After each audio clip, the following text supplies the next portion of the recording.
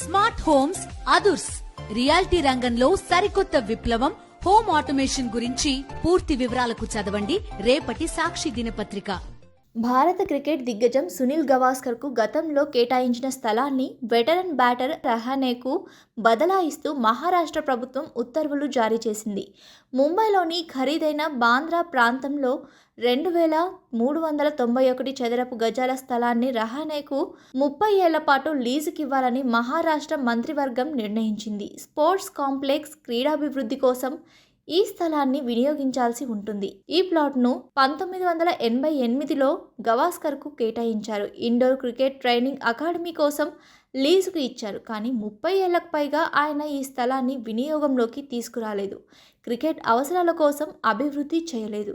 ఒక నిర్దిష్ట ప్రయోజనం కోసం కేటాయించిన భూమి నిరుపయోగంగా మారడంపై 2021లోనే ఆ రాష్ట్ర మాజీ గృహ నిర్మాణ మంత్రి జితేంద్ర అహద్ విమర్శించారు. దీంతో గవాస్కర్ మరుసటి ఏడాదే ఈ భూమిని ప్రభుత్వానికి అప్పగించారు. తాజాగా ఈ స్థలాన్నే ఇప్పుడు రహానేకు కేటాయించారు.